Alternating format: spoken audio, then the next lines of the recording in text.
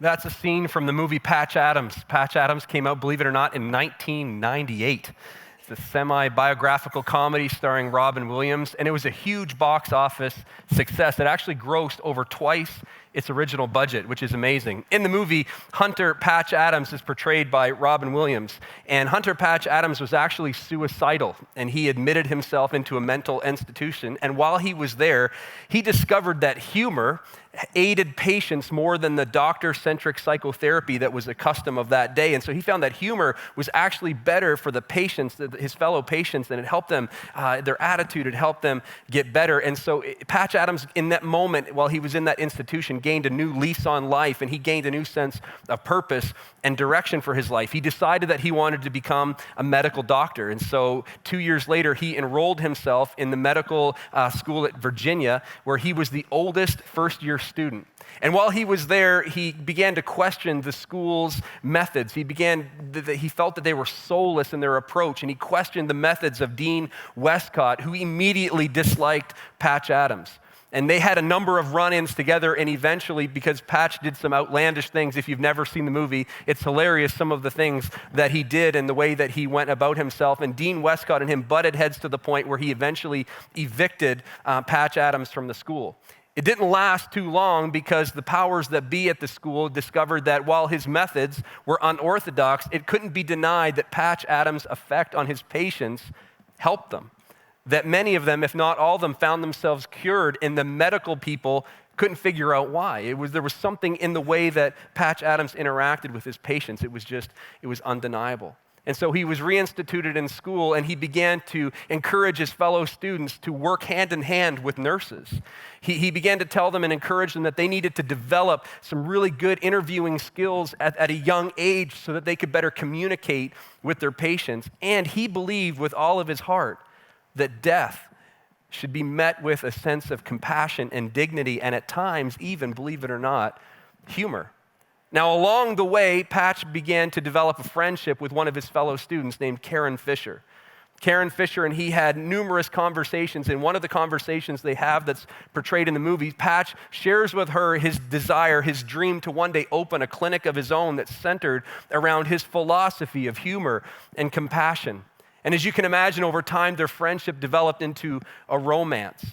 And during another interaction, another conversation they had, Karen shared with Patch, she poured out her heart, and she shared that she had been molested as a child. And so Patch is caught off guard, and he tries to encourage her, he tries to console her and comfort her, and he shares with her that the only way that she's going to be able to get past her pain, beyond that chapter in her life, is to give the rest of her life in serving other people. And so she's encouraged by this conversation. She's inspired and motivated by this conversation, and she wants to help a specific patient named Larry Silver. His original name is Lawrence, but everybody called him Larry, and she desperately wants to help Larry because nobody else has been able to help him, and so she feels a sense of burden. And unfortunately for her, as you watch the story, unfortunately for her, her noble intentions were met with tragedy. Larry was very unwell, and he actually ended up murdering Karen and then committing suicide. And Patch is just full of grief, and he feels a sense of guilt and that her death is his fault. And he begins to question the good in humanity. And he finds himself on the edge of a cliff once again in his life, contemplating suicide. He's questioning God, and he's looking for answers, as you just saw in the clip that we watched together. And then all of a sudden, out of nowhere, he turns and he sees a butterfly sitting on his medical bag. And that may seem like nothing, or to you, it might not be as significant to you if that was the first time you've seen that clip. But in the movie, in their interaction, Karen had once told Patch, when she was talking about her pain and talking about her past, she shared that she wishes that she herself could turn into a butterfly and fly away. And so here in this moment, as he's asking God and begging God for answers and searching for what's going on and what God is up to, and if God is even present, this butterfly shows up unexplainably on his medical bag and then flies onto himself on his shirt before it flies away. And in that moment, Patch feels as if God has spoken to him and answered the questions that are burning in his heart and breaking his heart. And it renews in him a sense of hope, it renews in him a new sense of purpose, and he goes off and gives the rest of his life to serving other people and helping other people become well. It's a beautiful, beautiful story. It'll make you laugh, it'll make you cry, and then it'll make you laugh some more. It's hard to believe when you watch that clip when I looked at it and it's like, man, that came out in 1998. Getting old, right? I was like, man, it's 1998. It's hard to believe, but when you watch it now, the saddest part about the entire story, when you watch it now all these years later, the saddest part about the whole story is the true story behind that true story. Because Robin Williams portrayed Patch Adams, a doctor who believed that laughter is the best medicine. And Robin Williams himself spent his whole life making people laugh. But all those laughs couldn't heal what happened and what was going on inside Robin Williams himself. Robin Williams was broken on the inside. He struggled with alcoholism and drug addiction. He struggled with anxiety and depression and disease. And when he, years later, after struggling for so many years, when he took his own life, and when the story broke, people couldn't believe it because he was so good at making other people laugh. How could he be so broken? But he was. He was broken on the inside, and nobody knew it because he was such a good actor. And it's so, so, so sad. And here's the thing, you're not surprised when I say that even though we don't have any Academy Award winners, I don't think anyways, any Academy Award winners present here this morning, you're not surprised when I say that you're in a room full of actors and actresses. People who have things going on deep inside of them, things that can't be seen at surface level, but all of us feel like we have a part to play and a role to play that we have to put on and act. Every single one of us, and now you may not be struggling to the same degree that Patch Adams was struggling, you may not be struggling to the degree that Robin Williams was, or maybe you are. But all of us, I think, at least at different points in our lives, can identify with the kind of pain that both of those individuals felt. The pain that there's something going on in your journey, there's something that happened in your past, there's something that you're struggling with right now at this very moment. There's something in you that you can't get past. As hard as you've tried, you can't get beyond it, you can't move past it, you can't move forward, but yet there's a role that you have to play. Whether it's at home, whether it's in the office, whether it's here at church, there's a role you have to play no matter what's going on with you, around you, or deep, deep inside of you. There's a role that you have to play. And every single one of us has moments in our past. We have these wounds, we have these hurts that are somewhere deep down inside of our past, and we wish we could get beyond them, but there are things that we see. There are things that we hear. There are tastes, there are smells even, that take us back to places we wish we had never been. Takes us back to moments that we've lived through that we wish we had never lived, and yet at the same time, we just have to keep living. Right? You have to keep going. And so rather than being able to deal with it, we become actors and actresses because there's a role to play, and the show must go on, right? And there are things in you that you wish you could get beyond, but you can't. There are pains, there are things that are weighing you down that you've accumulated throughout your life, throughout your journey, and you can't get beyond them, and nothing you've tried has been able to take it away. Nothing can fix it, and you've gotten to the point where you have to put on an act in order to get through this one and only life. And you've gotten to the point where you're not living, you're enduring, you're surviving. And the thought of having hope of anything else beyond what you've experienced and what you were experiencing is far, far gone from your mind and from your heart. Maybe your parents are in the middle of a divorce, and it hurts. Maybe you long for a relationship with one of your parents that seemingly wants nothing to do with you. Maybe you were in a relationship that's ended and now you find yourself feeling alone. Or maybe you're alone and you long to be in a relationship, but it doesn't seem like that's going to happen for you. Maybe your finances, financial troubles keep you up at night, or maybe marital troubles keep you up at night. Maybe there's something you're dealing with physically that you can't escape and you can't get beyond, and it just has you shackled and weighed down, and you just feel like this is never going to change for me. Or maybe you failed. Or maybe someone else failed on your behalf, and you feel alone, sad, defeated, poor, frustrated, confused. The reality is this morning, and I don't know that I would call this good news, but you're not alone. I think if we were to be honest this morning, if we went around the room with a microphone and everyone had the courage to be honest about the state that you're really in deep down inside, if we were truly be honest, I think we would find that we're in a room full of people who are enduring and dealing with things that are behind and below the surface that just can't be seen behind the act that you feel you have to put on and that I have to put on. I think if we were to go around the room, you'd discover that you're in a room full of people who are dealing with things you had no idea they were dealing with. And the scriptures are filled with people like that too. It's as if the scriptures, it's as if the Bible is stitched together with story after story of men and women who were dealing with things that couldn't be seen on the surface. And while there were surface issues and there were surface things that were easy to be seen, as you read between the lines of the scriptures, you discover that there's so much going on in each one of those stories, in each one of those journeys, just like every single one of us in this room this morning. And it's as if every single one of them in their own way, some of them literally and others metaphorically, stood at the edge of their cliff and questioned themselves. And they questioned God, just like you do, just like you have. Just like maybe you are. And it's to one of those stories that I want to take us to for the remainder of our time together this morning. It's found in the book of Mark. Mark is the second book of the New Testament. It's the second of 4 books that we refer to as the Gospels, the books that chronicle the life of Jesus. And when you get to the book of Mark chapter 5 specifically, we find Jesus is on tour.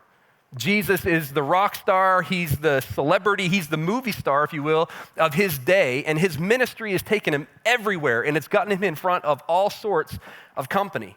And in Mark chapter 5, we find that he has just interacted and healed a man who was demon-possessed, which is a Summer Blockbuster all unto itself. Okay, so he heals a man who's demon-possessed, and then after that, which is no big deal for Jesus, he and his disciples get in a boat, and they travel across a really large lake, and when they get to the other side of the lake, they encounter a man named Jairus, and Jairus is a leader in a local synagogue, and so they encounter Jairus, and Jairus comes to Jesus, and he tells him that his daughter is tremendously, really sick.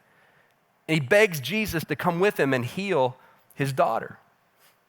And Jesus, being a gentleman, agrees. And so he follows Jairus, and as they go off together, they get stuck in a large crowd.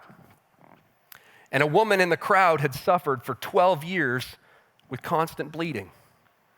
So we've got a woman in a large crowd. Have you ever been in a large crowd? Have you ever been in one of those crowds? Maybe it's Blues Fest or maybe it's downtown Toronto when you're just walking shoulder to shoulder and it's uncomfortable. It's chaotic, it's busy, it's loud, it's overwhelming, and you've kind of lost your sense. And even if you're not claustrophobic in that moment, you just kind of feel it, right? That's the kind of crowd that this woman is in. That's the kind of crowd that followed Jesus' ministry. Now, it's not just any woman. This is a woman we read quickly that's been suffering for over a decade. She's been suffering for over a decade with the same issue in her life for 12 years. She's sick. She's tired. She's frustrated. And it's really easy to read quickly that, she had been suffering for 12 years with constant bleeding, but there's so much more to be read between the lines if you'll stop long enough to put yourself in her sandals, which is a tip, and I've said this many times and I'll continue to say it. One of the best tips for reading the Bible is when you read the Bible, put yourself in it. Just put yourself in it. Put yourself in it. Imagine the scene. Try to smell it. Try to identify with the people in the story and what they might have seen and what they might have heard, what they might have felt. And if you do this long enough, you'll find yourself hurting for this woman who's been hurting. For 12 years, she has suffered a physical ordeal that's left her alone and isolated. And in my opinion, the thing that hurts the most about some of the things that we go through in life is the isolation circumstances leave us in. That's the most painful part of it all. And you know what I'm talking about. You've had people in your life who are hurting. They're going through something horrible, something tragic, and you feel for them. You listen to them. You care about them. It hurts you to see them hurt, but then you go home. Then you hang up the phone. You go back to your world and your life goes on, right? But not this woman. And sadly, many of us, if not all of us, at one point or another have felt like this woman feels, where you can't turn it off, and there's no pause button for your pain. And the numbers on the clock change, and the numbers on the calendar and the seasons change, but that's all that changes. And it seems like everyone else's life goes on around you, but you are stuck in the same place for what feels like and may be over a decade. There is no escape, there's no pause, and you know it. And the more time that passes, the more it hurts, until you get to the point where you stop feeling it all, because the truth is, sometimes it hurts too much to hurt. That's where this woman wishes she could be. But she can't be there because she can't be silent. You see, in her culture, the Jews connected sickness to sin. They connected sickness to sin, and so she would have to announce herself in order to be around other people. Anytime she came in contact with other people, she would have to announce herself. To be in a crowd like the one that we find her in, she would have had to announce herself, unclean, unclean. Can you imagine if to be in a public place like you are this morning, before you entered this room, you would have to announce something about yourself that you would desperately want to keep hidden, to keep below the surface? Can you imagine? Can you imagine if to be in this room this morning, you had to announce that thing about you that would bring you shame and pain? Can you imagine if to be in this room this morning, you had to proclaim that very thing that you're most ashamed of, that thing that would bring you the most horrific pain if anyone, let alone a crowd of people, discovered? Can you imagine? I eat too much. I yelled at my kids last night. I don't love my wife. I struggle with pornography. I slept through Chris's sermon last week, right? Can you imagine? Can you imagine what that must have done to her? Some of you don't need to imagine, do you? Some of you don't need to imagine because you know what she felt like, because you feel it. You feel that shame and that pain that wells up in your stomach because you know that everyone else knows what happened. And every glance in your direction is painful. And every whisper is about you. And every unsaid thought is a judgment that's being passed on you. And for 12 years, this woman has suffered. Some of you can relate.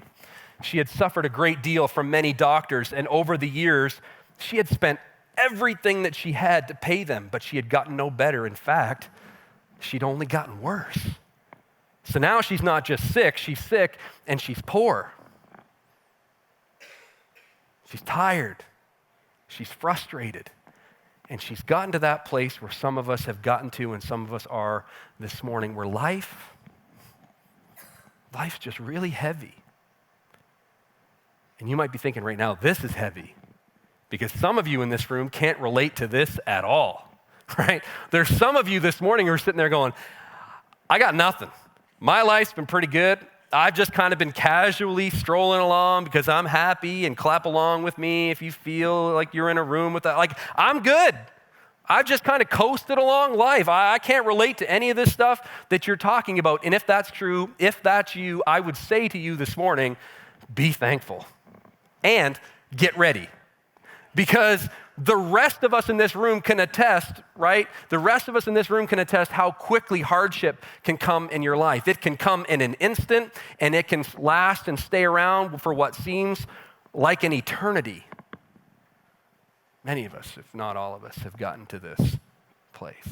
And so here's this woman. She suffered at the hands of many doctors. And see, the interesting thing is when you look from the outside in at different people and when you look at their situations, if you're anything like me at all, there's times in your life where you just kind of throw up your hands and go, why don't they just go get help?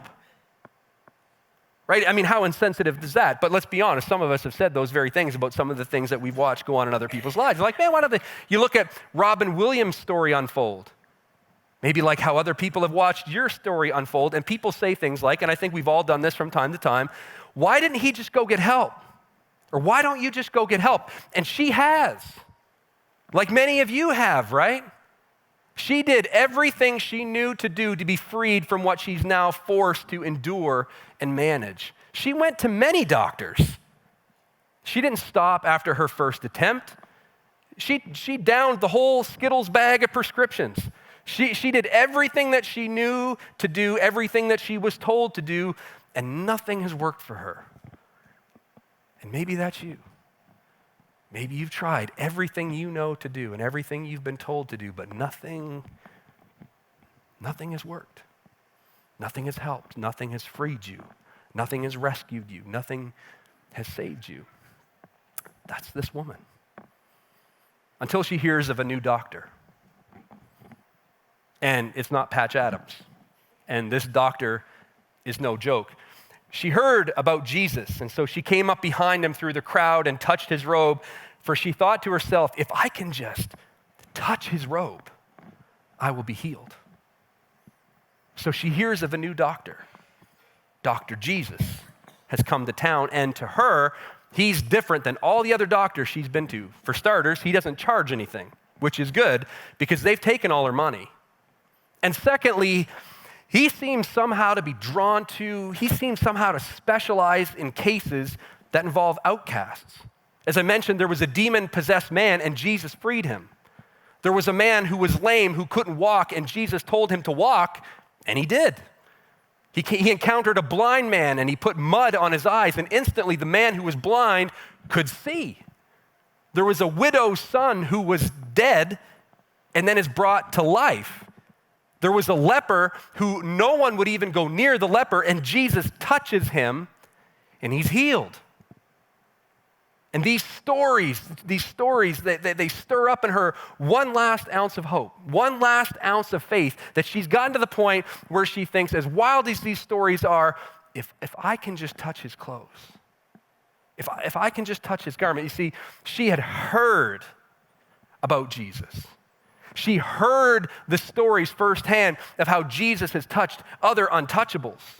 And these stories stir up in her that hope, that faith, that she's walking through that crowd going, I just got to touch his clothes. I don't have to see him. He doesn't have to see me. I don't have to hear anything that he has to say. If I just touch his clothes, maybe, just maybe, Dr. Jesus can do something for me. Do you at all get the sense of desperation that this woman is operating with? She's desperate. And desperation doesn't feel very good, does it?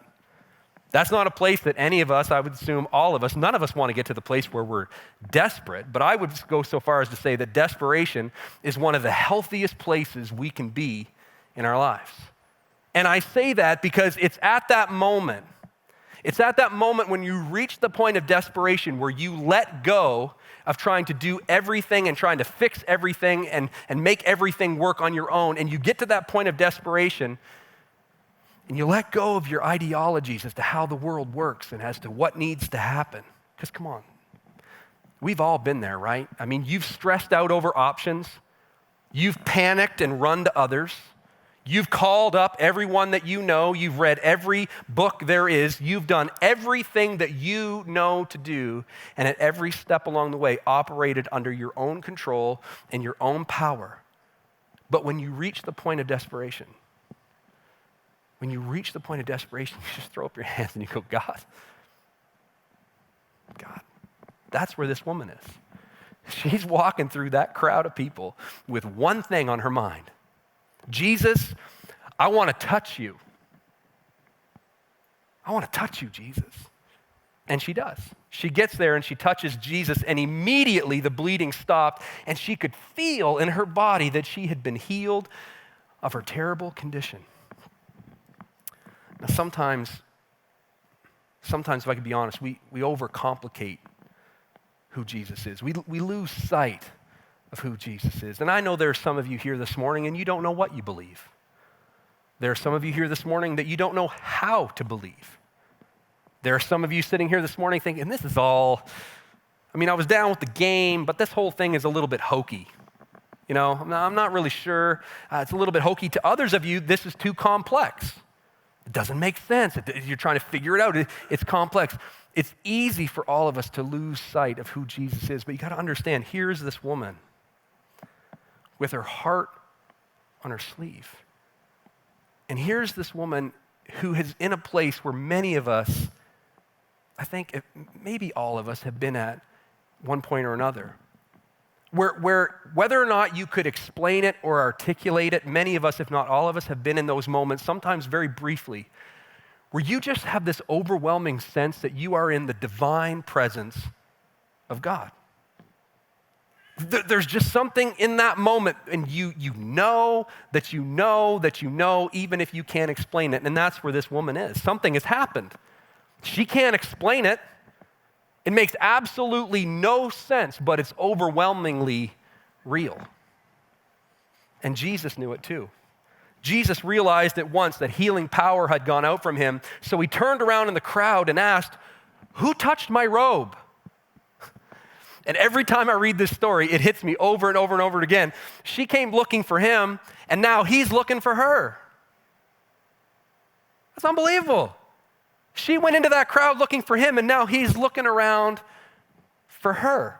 And his disciples said to him, "Look at this crowd pressing around you. How can you ask who touched me?" See, the disciples, they weren't as reverent or as holy or as spiritual as we are.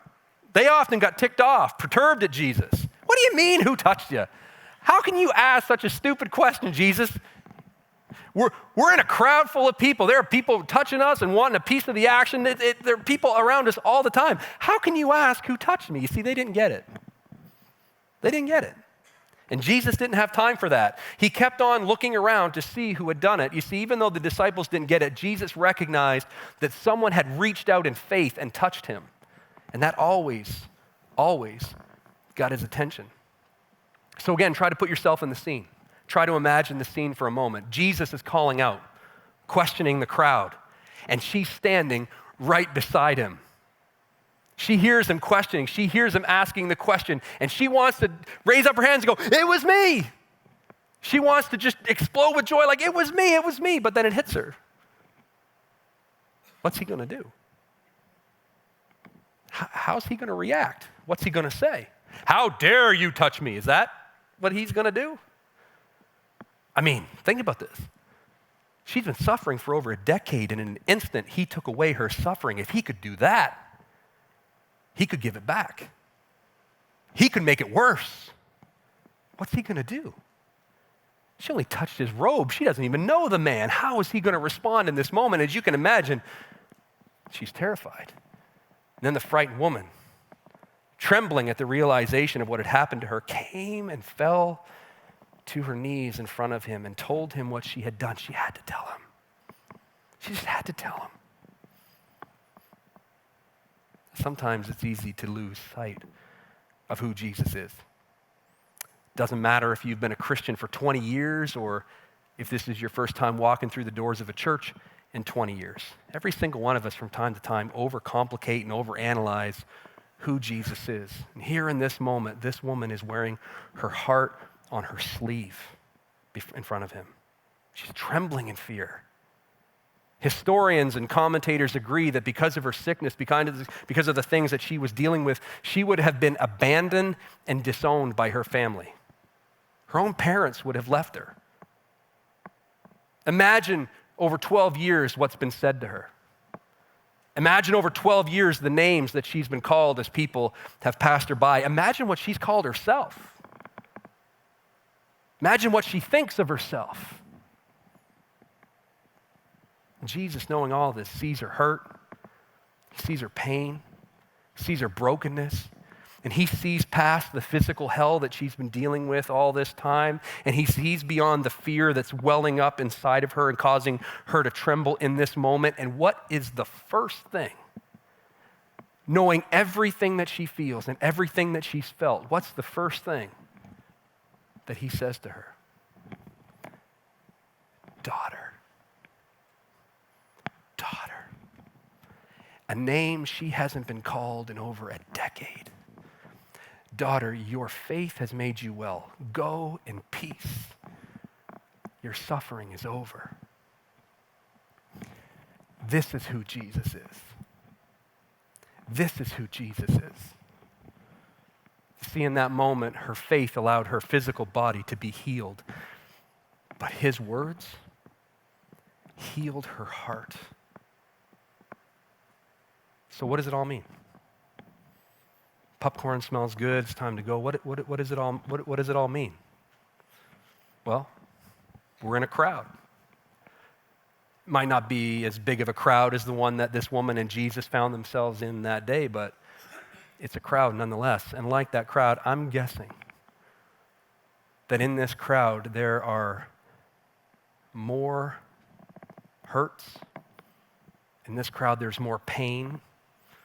In this crowd there are more struggles going on underneath the surface than we can possibly imagine. And the wild thing about this whole story, the more and more I read it, the most wild thing about this whole story is that every single one of those people in that crowd were in his presence. But only one person had an experience with him. I'm sure there were some people there that had their hands full. Not necessarily with bad things, could have been good things. Could have been jugs of water, could have been kids, could have been food that they were taking home to feed their families, but they couldn't put down or wouldn't put down what they were holding in their hands long enough to reach out and experience and encounter Jesus. And there were other people, I'm guessing, and this is just me, I'm guessing there were people there in that crowd that had their hands folded. They were just taking it all in, thinking, watching. Not disbelieving, not disagreeing with what they were seeing or who Jesus was necessarily, but they were just in their own minds, thinking about other things, surveying what was happening in front of them and just kind of,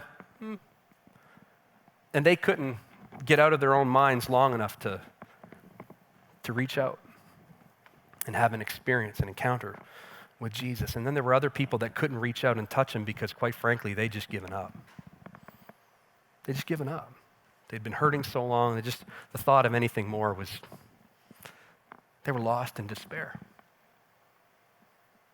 Again, every single one of them was in his presence. And every single one of them could have had an experience. Every single one of them could have had an encounter with Jesus, but only one woman did. So the question this morning as we close is simply this: what type of person are you? What type of person are you? Do you have your hands full? Again, it could be good things. I'm not saying it's bad things. Do you have your hands full with your career? Do you have your hands full with your kids? You have your hands full with your ideas and your dreams, your plans, and you can't put those things down because, again, they're not bad things, but the idea of putting them down and reaching out, do you have your hands folded? Do you come into his presence as we gather together like this? Do you come week after week and just kind of take it all in? You're here. It's good. You're in his presence. It's amazing. But you've never experienced Jesus. You've never had an encounter with Jesus. Because you may be here, you may be in his presence, but your mind is somewhere else. Your mind is evaluating what you're seeing and what's happening around you, and you can't experience Jesus because you can't let go of yourself long enough to raise a hallelujah. You just can't. Or, hopefully, will you be like the woman? Will you be like the woman and allow yourself to reach the point of desperation in your journey, where you reach through the crowded chaos of life. You just reach through the crowded chaos of life with a unapologetic, irrational faith that just says, I don't understand it all, but I know you've done things in other people's lives, Jesus, and so I don't have to touch you. Jesus, I just want to touch just even your cloak. Because I believe if I do, I believe that you could do something in my life. We, like that crowd, every single one of us in this moment right now are in his presence. And it would be tragic to me if only one or two or three of us ever had an encounter with him. We could gather together corporately, collectively, as a community, week after week, month after month, year after year, and none of us ever have an experience. None of us ever have an encounter with Jesus. And if that would be true of us, that would be tragic, because his presence is here. He says that when we gather together in his name, he is present. So my question to you is, what's keeping you from experiencing, what's keeping you from encountering Jesus? Because when her faith intersected with his presence, she experienced a miracle.